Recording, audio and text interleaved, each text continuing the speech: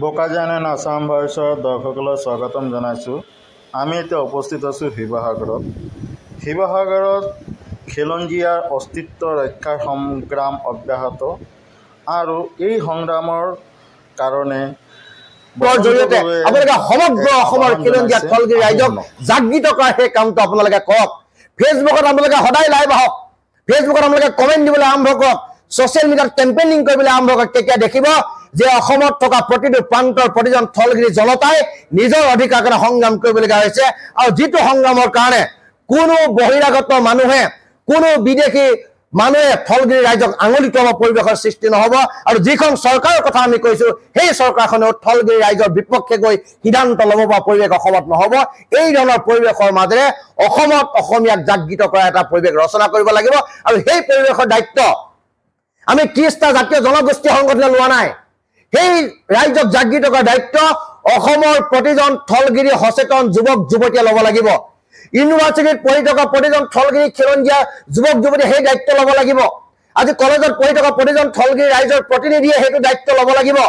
আজি PhD scholar কৰি থকা অসমৰ প্ৰতিটো প্ৰান্তত থকা থলগিৰি খিলঞ্জীয়া ৰাইজে সেইটো দায়িত্ব ল'ব লাগিব।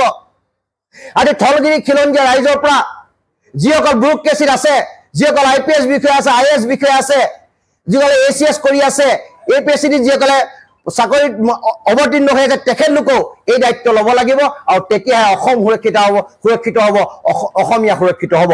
এই কথাবিলাক আমি অসমবাসী ৰাইজক আপোনালোকৰ মাধ্যমেৰে অৱগত কৰিছোঁ।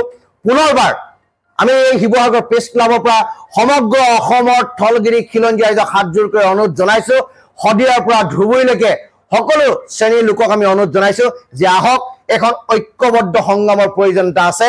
এই ঐক্যবদ্ধ সংগ্ৰামৰ প্ৰয়োজনীয়তাৰ কথা আপোনালোকে উপলব্ধি কৰক আৰু যাতে নিজৰ জেগাটুকুৰাতে যাতে ছেকেণ্ড ক্লাছ চিটিজেন হিচাপে বসবাস কৰিব পৰিৱেশ যাতে অনাদি অনন্তকালৰ কাৰণে আমাৰ মাজৰ পৰা হেৰাই যায়, এই কথাষাৰ আপোনালোকক ক'লো। আৰু যিসকল মানুহে এই সংগ্ৰাম কৰিবলৈ যাওঁতে ৰাজনৈতিক দৃষ্টিকোণেৰে কথাবিলাক চাব, যিসকল ব্যক্তিয়ে ৰাজনীতি কৰিবলৈ আমাৰ মাজত যাব, এই কামবিলাক কৰিবলৈ গ'লে হিন্দু মুছলিম কথাবিলাক ট্ৰাম্প কাৰ্ড খেলিব, সাম্প্ৰদায়িক কথা বতৰাবিলাক ক'ব, জনগোষ্ঠীয় সংকীৰ্ণ চিন্তা চেতনাৰ কথা ক'ব, তেখেতলোকক কিন্তু থলগিৰি খিলঞ্জীয়া ৰাইজে উচিত প্ৰত্যুত্তৰ দিব লাগিব। কাৰণ সংগ্ৰাম আৰম্ভ হ'ব থলগিৰি খিলঞ্জীয়া ৰাইজৰ অস্তিত্বৰ কাৰণে। এই সংগ্ৰাম আৰম্ভ হ'ব অনাদি অনন্তকালৰ কাৰণে, অসমত থলগিৰি খিলঞ্জীয়া ৰাইজৰ দবদবনি থকাৰ কাৰণে। ইয়াত কোনো ধৰ্মীয় উন্মাদনাৰ কথা বতৰাবিলাক নাহিব, ইয়াত কোনো সাম্প্ৰদায়িক কথা বতৰা নাহিব, ইয়াত কোনো জনগোষ্ঠীয় সংকীৰ্ণ চিন্তা চেতনাৰ কথা নাহিব, ইয়াত কোনো সম্প্ৰদায়ৰ কথা নাহিব। কেৱল মাত্ৰ আহিব থলগিৰি খিলঞ্জীয়া ৰাইজৰ অনাদি অনন্তকালৰ কাৰণে অস্তিত্ব ৰক্ষা সংগ্ৰামৰ কথা বতৰাবিলাক আহিব। এই কথাটো আপোনালোকৰ মাধ্যমেদি অসমবাসী ৰাইজক অৱগত